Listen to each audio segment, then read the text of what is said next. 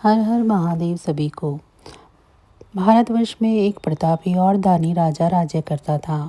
वह नित्य गरीबों और ब्राह्मणों की सहायता करता था। यह बात उसकी रानी को अच्छी नहीं लगती थी। वह ना तो गरीबों को दान देती और ना ही भगवान का पूजन किया करती थी, और राजा को भी दान देने से मना कर दिया करती थी। एक दिन राजा शिकार खेलने के लिए वन को गए तो रानी महल में अकेली थी। उस समय बृहस्पति देव साधु का वेश बनाकर राजा के महल में भिक्षा के लिए गए और भिक्षा मांगी। रानी ने भिक्षा देने से इनकार कर दिया और कहा कि हे साधु महाराज, मैं तो दान पुण्य से तंग आ गई हूँ। मेरा पति सारा धन लुटाते रहते हैं। मेरी इच्छा है कि हमारा सारा धन नष्ट हो जाए, फिर ना रहेगा बांस और ना ही बजेगी बांसुरी। साधु ने कहा, देवी तुम तो बड़ी विचित्र हो। धन संतान तो सभी चाहते हैं, पुत्र और लक्ष्मी तो पापी के घर भी होनी चाहिए।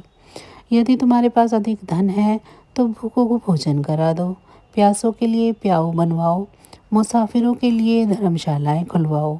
जो निर्धन अपनी कुंवारी कन्या का विवाह नहीं कर सकते हैं उनका विवाह करा दो। ऐसे कई और काम हैं जिनके करने से तुम्हारा यश लोक परलोक में फैलेगा। परंतु रानी पर उपदेश का कोई प्रभाव न पड़ा। वह बोली, महाराज आप कुछ ना कुछ कहें, कुछ ना समझाएं। मैं ऐसा धन नहीं चाहती जो हर जगह बांटती फिरूं। साधु ने उत्तर दिया, यदि तुम्हारी ऐसी ही इच्छा है तो तथास्तु। तुम ऐसा करना कि बृहस्पतिवार को घर लीपकर पीली मिट्टी से अपना सर धोकर स्नान करना, भट्टी चढ़ाकर कपड़े धोना। ऐसा करने से आपका सारा धन नष्ट हो जाएगा। इतना कहकर वह साधु महाराज वहाँ से अलोप हो गए। साधु के अनुसार कई बातों को पूरा करते हुए रानी को केवल 3 बृहस्पतिवार ही बीते थे कि उसकी समस्त धन संपत्ति नष्ट हो गई। भोजन के लिए राजा का परिवार तरसने लगा। तब एक दिन राजा ने रानी से बोला कि हे रानी, तुम यहीं रहो। मैं दूसरे देश में जाता हूँ क्योंकि यहाँ तो सभी लोग मुझे जानते हैं, इसीलिए मैं कोई ऐसा छोटा कार्य नहीं कर सकता। ऐसा कहकर राजा प्रदेश चला गया। वहाँ एक जंगल से लकड़ी काट कर लाता और शहर में बेचता। इस तरह वह अपना जीवन व्यतीत करने लगा। इधर राजा के प्रदेश जाते ही रानी और दासी दुखी रहने लगे। एक बार जब रानी और दासी को 7 दिन तक भोजन के बिना रहना पड़ा तो रानी ने अपनी दासी से कहा, हे दासी, पास ही के नगर में मेरी बहन रहती है। वह बड़ी ही धनवान है, तो उसके पास जाकर कुछ ले आ ताकि थोड़ी बहुत गुजर बसर हो जाए। दासी रानी की बहन के पास गई। उस दिन गुरुवार था और रानी की बहन उस समय बृहस्पतिवार की व्रत कथा सुन रही थी। दासी ने रानी की बहन को अपने रानी का संदेश दिया, लेकिन रानी की बड़ी बहन ने कोई उत्तर नहीं दिया। जब दासी को रानी की बहन से कोई उत्तर नहीं मिला तो वह बहुत दुखी हुई और उसे क्रोध भी आया। दासी ने वापस जाकर अपनी रानी को सारी बातें बता दी। सुनकर रानी ने अपने भाग्य को कोसा। उधर रानी की बहन ने सोचा कि मेरी बहन की दासी आई थी, परंतु मैं उससे नहीं बोली। इस पर वह बहुत दुखी हुई होगी। कथा सुनकर और पूजन समाप्त करने पर वह अपनी बहन के घर आई और कहने लगी, हे बहन, मैं बृहस्पतिवार का व्रत कर रही थी। तुम्हारी दासी मेरे घर आई थी, परंतु जब तक कथा होती है तब तक ना तो उठते हैं और ना ही बोलते हैं, इसीलिए मैं नहीं बोली। कहो दासी क्यों आई थी? रानी बोली, बहन मैं तुमसे क्या छुपाऊं, हमारे घर में खाने तक को अनाज नहीं है। ऐसा कहते कहते रानी की आंखें भर आई। उसने दासी समेत पिछले 7 दिनों से भूखे रहने की भी बात अपनी बहन को विस्तार पूर्वक सुना दी।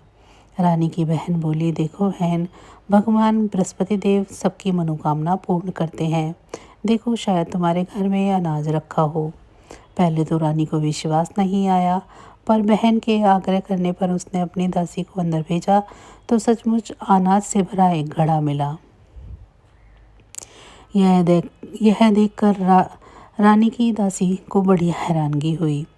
दासी रानी से कहने लगी कि हे रानी, जब हमको भोजन नहीं मिलता था तो हम व्रत नहीं करते थे, इसीलिए क्यों न इनसे व्रत और कथा की पूरी विधि पूछ ली जाए ताकि हम भी व्रत कर सकें। तब रानी ने अपनी बहन से बृहस्पतिवार व्रत की कथा के बारे में पूछा। तब बहन ने बताया, बृहस्पतिवार के दिन व्रत में चने की दाल और मुनक्का से भगवान विष्णु का केले की जड़ में पूजन करें तथा दीप जलाएं। व्रत कथा सुने और पीला भोजन ही करें, इससे बृहस्पति देव प्रसन्न होते हैं। व्रत और पूजन विधि बताकर रानी की बहन अपने घर लौट आई। 7 दिन के बाद जब गुरुवार आया तो रानी और दासी ने व्रत रखा। गुड़साल में जाकर चना और गुड़ लेकर आई, फिर उससे केले की जड़ तथा भगवान विष्णु का पूजन किया। अब पीला भोजन कहाँ से आए, इस बात को लेकर दोनों बहुत दुखी थे। चूँकि उन्होंने व्रत रखा था, इसीलिए बृहस्पति देव उनसे प्रसन्न थे। इसीलिए वे एक साधारण व्यक्ति का रूप धारण कर 2 थाली में सुंदर पीला भोजन दासी को दे गए। भोजन पाकर दासी प्रसन्न हुई और फिर रानी के साथ मिलकर भोजन ग्रहण किया। उसके बाद वे सभी गुरुवार को व्रत करने तथा पूजन करने लगी। बृहस्पति भगवान की कृपा से उनके पास फिर से धन संपत्ति आ गई, परंतु रानी फिर से पहले की तरह आलस्य करने लगी।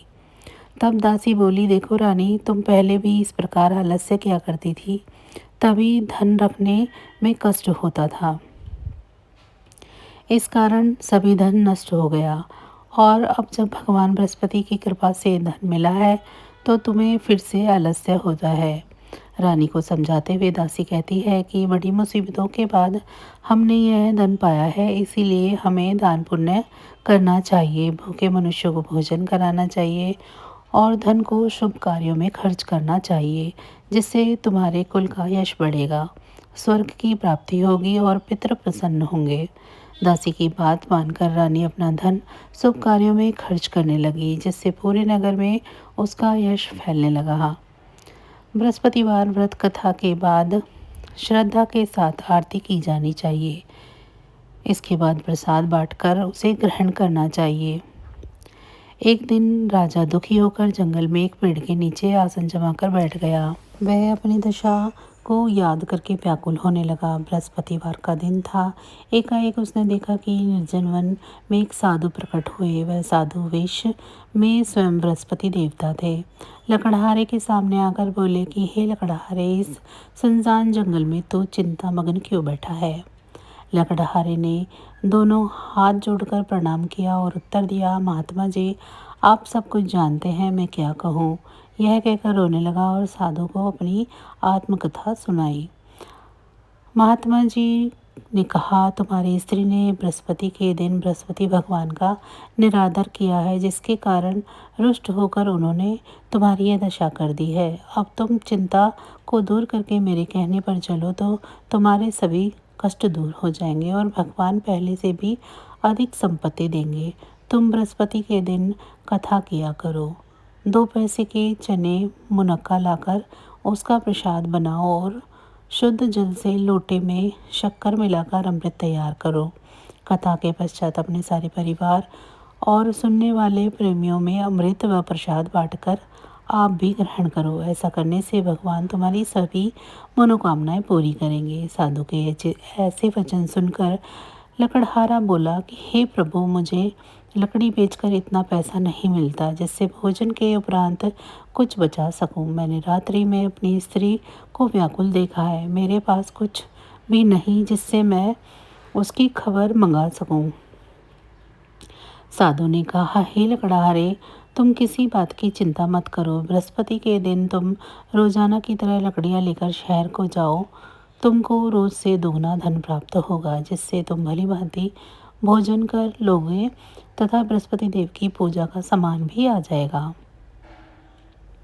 इतना कहकर साधु अंतर ध्यान हो गए। धीरे धीरे समय व्यतीत होने लगा। फिर वही बृहस्पति का दिन आया। लकड़हारा जंगल से लकड़ी काटकर किसी शहर में बेचने गया। उसे उस दिन और दिन से अधिक पैसा मिला। राजा ने चना गुड़ आदि ला कर गुरुवार का व्रत किया। उसी दिन से उसके सभी कलेश दूर हुए। परंतु जब दोबारा गुरुवार का दिन आया तो बृहस्पतिवार का व्रत करना भूल गया। इस कारण बृहस्पति भगवान नाराज हो गए। उस दिन उस नगर में राजा ने विशाल यज्ञ का आयोजन किया था तथा शहर में यह घोषणा कर दी गई थी कि कोई भी मनुष्य अपने घर में भोजन न बनवावे, न आग जलवावे। समस्त जनता मेरे यहाँ भोजन पर आए। इस आज्ञा को जो नहीं मानेगा उसे फांसी की सजा दी जाएगी। इस तरह की घोषणा संपूर्ण नगर में करवा दी गई। राजा की आज्ञा के अनुसार शहर के सभी लोग भोजन करने आए, लेकिन लकड़हारा कुछ देर से पहुंचा, इसीलिए राजा उसको अपने साथ घर लिवा ले गए और ले जाकर भोजन करा रहे थे तो रानी की दृष्टि उस खूंटी पर पड़ी जिस पर उसका हार लटका हुआ था। वह वहाँ पर दिखाई नहीं दिया। रानी ने आश्चर्य किया कि मेरा हार इस मनुष्य ने चुरा लिया है। उसी समय सिपाहियों को बुलाकर उसको कारागार में डलवा दिया। जब लकड़हारा कारागार में पड़ गया और बहुत दुखी होकर विचार करने लगा कि न जाने कौन से पूर्व जन्म के कर्म से मुझे यह दुख प्राप्त हुआ है, और उसी साधु को याद करने लगा जो जंगल में मिला था। उसी समय तत्काल बृहस्पति देव साधु के रूप में प्रकट हुए और उसकी दशा को देखकर कहने लगे, अरे मूर्ख, तूने बृहस्पति देव की कथा नहीं करी, इस कारण तुझे ये दुख प्राप्त हुआ है। अब चिंता मत कर। बृहस्पतिवार के दिन कारागार के दरवाजे पर 4 पैसे पड़े मिलेंगे। उनसे तो बृहस्पति देव की पूजा करना, तेरे समस्त कष्ट दूर हो जाएंगे। बृहस्पतिवार के दिन उसे 4 पैसे मिले। लकड़हारा ने कथा कही। उसी रात्रि को बृहस्पति देव ने उस नगर के राजा को सपने में कहा कि हे राजा, तुमने जिस आदमी को कारागार में बंद किया है वह निर्दोष है, वह राजा है, उसे छोड़ देना। रानी का हार उसी खूंटी पर लटका है। अगर तू ऐसा नहीं करेगा तो मैं तेरे राज्य को नष्ट कर दूंगा। इस तरह रात्रि के स्वप्न को देखकर राजा प्रातःकाल उठा और खूंटी पर हार देखकर लकड़हारे को बुलाकर क्षमा मांगी तथा लकड़हारे को योग्य सुंदर वस्त्र आभूषण देकर विदा किया। बृहस्पति देव की आज्ञा अनुसार लकड़हारा अपने नगर को चल दिया। राजा जब अपने नगर के निकट पहुंचा तो उसे बड़ा आश्चर्य हुआ। नगर में पहले से अधिक बाग, तालाब, कुएं तथा बहुत सी धर्मशालाएं, मंदिर आदि बन गई हैं। राजा ने पूछा कि यह किसका बाग है और धर्मशाला है। तब नगर के सब लोग कहने लगे कि यह सब रानी और दासी के हैं। तो राजा को आश्चर्य हुआ और गुस्सा भी आया। जब रानी ने ये खबर सुनी कि राजा आ रहे हैं तो उन्होंने बांदी से कहा कि हे दासी, देख राजा तुमको कितनी बुरी हालत में छोड़कर गए थे। हमारी ऐसी हालत देखकर वह लौट न जाएं, इसीलिए तो दरवाजे पर खड़ी हो जा। आज्ञा अनुसार दासी दरवाजे पर खड़ी हो गई। राजा आए तो उन्हें अपने साथ लिवा लाई। तब राजा ने क्रोध करके अपनी रानी से पूछा कि यह धन तुम्हारे को कैसे प्राप्त हुआ। तब उन्होंने कहा, हमें यह सब धन बृहस्पति देव के इस व्रत के प्रभाव से प्राप्त हुआ है। राजा ने आश्चर्य किया कि 7 रोज बाद तो सभी बृहस्पति देव का पूजन करते हैं, परंतु मैं प्रतिदिन दिन में 3 बार कहानी तथा रोज व्रत किया करूँगा। अब हर समय राजा के दुपट्टे में चने की दाल बंधी रहती तथा दिन में 3 बार कहानी कहता। एक रोज राजा ने विचार किया कि चलो अपनी बहन के यहाँ हो आवे। इस तरह निश्चय कर राजा घोड़े पर सवार हो अपनी बहन के यहाँ चलने लगा। मार्ग में उसने देखा कि कुछ आदमी एक मुर्दे को लिए जा रहे थे। उन्हें रोककर राजा ने कहा, अरे भाइयों, मेरी बृहस्पति देव की कथा सुन लो। वे बोले, हमारा तो आदमी मर गया है, इसको अपनी कथा की पड़ी है। परंतु कुछ आदमी बोले, अच्छा कहो, हम तुम्हारी कथा भी सुनेंगे। राजा ने दाल निकाली और जब कथा आधी हुई तो मुर्दा हिलने लग गया, और जब तक कथा समाप्त हो गई तो राम राम करके मनुष्य उठकर खड़ा हो गया। आगे मार्ग में उसे एक किसान खेत में हल चलाता मिला। राजा ने उसे देख उससे कहा, अरे भैया, तुम मेरी बृहस्पतिवार की कथा सुन लो। किसान बोला, जब तक मैं तेरी कथा सुनूंगा तब तक तो 4 या जोत लूँगा। जा अपनी कथा किसी और को सुनाना। इस तरह राजा आगे चलने लगा।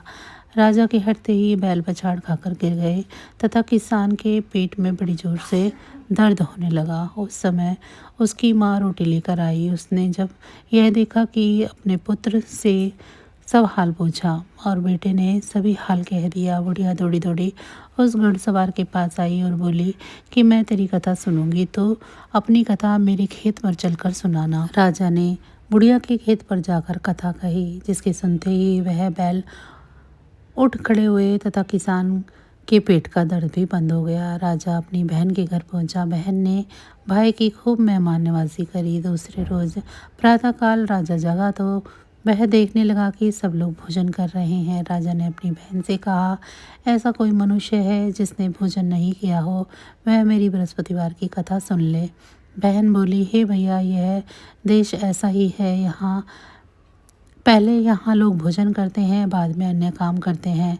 अगर कोई पड़ोस में हो तो देख आती हूँ। वह ऐसा कहकर देखने चली गई, परंतु उसे कोई व्यक्ति न मिला जिसने भोजन ना किया हो। अतः वह एक कुम्हार के घर गई जिसका लड़का बीमार था। उसे मालूम हुआ कि उसने 3 रोज से किसी भी तरह का भोजन नहीं किया है। रानी ने अपने भाई को कथा सुनाने के लिए कुम्हार के यहाँ कहा। वह तैयार हो गया।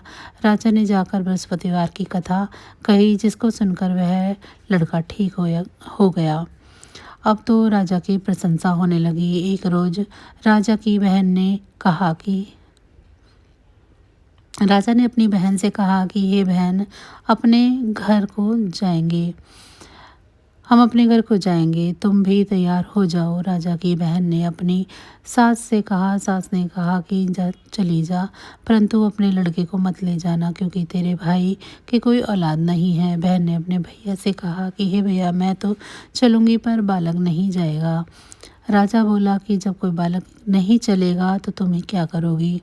वह बड़े दुखी मन से राजा अपने नगर की ओर लौट आया। राजा ने अपनी रानी से कहा, हम निर्वंशी है, हमारा मुख देखने का धर्म नहीं है और कुछ भोजन आदि नहीं किया है। रानी बोली, हे प्रभु, बृहस्पति देव ने हमें सब कुछ दिया है, परंतु औलाद नहीं दिए तो वे अवश्य ही देंगे। उसी रात को बृहस्पति देव ने राजा को स्वप्न में कहा कि राजा उठ, सभी सोच त्याग दे, तेरी रानी गर्भ से है। राजा की यह बात सुनकर बहुत खुशी हुई। 9 महीने में से उसके गर्भ से एक सुंदर पुत्र की प्राप्ति हुई। तब राजा बोला, हे रानी, स्त्री बिना भोजन के रह सकती है पर बिना कहे नहीं रह सकती। जब मेरी बहन आवे तो मुझसे कहना मत। रानी ने सुनकर हाँ कह दिया। जब राजा की बहन ने यह शुभ समाचार सुना तो वह खुशी से बधाई देने के लिए भाई के घर आई। तभी रानी ने कहा, घोड़ा चढ़कर तो नहीं आई, गधा चढ़ी आई। राजा की बहन बोली, भाभी, मैं इस प्रकार न कहती तो तुम्हें औलाद कैसे मिलती। बृहस्पति देव ऐसे ही हैं, जैसी जिसके मन में कामनाएं हैं सभी को पूर्ण करते हैं। जो सद्भावना पूर्वक बृहस्पतिवार का व्रत करता है एवं कथा को पढ़ता है, सुनता है, दूसरों को सुनाता है, बृहस्पति देव उसकी सभी मनोकामनाएं पूरी करते हैं। भगवान बृहस्पति देव उसकी सदैव रक्षा करते हैं। संसार में जो मनुष्य सद्भावना से भगवान जी का पूजन व्रत सच्चे हृदय से करते हैं तो उसकी सभी मनोकामनाएं पूर्ण होती है। जैसी सच्ची भावना से रानी और राजा ने उनकी कथा का गुणगान किया तो उनकी सभी इच्छाएं बृहस्पति देव जी ने पूर्ण की थी। इसीलिए पूर्ण कथा सुनने के बाद प्रसाद लेकर जाना चाहिए। हृदय से उनका मनन करते हुए जयकारा बोलना चाहिए। बोलो बृहस्पति देव की जय, भगवान विष्णु की जय।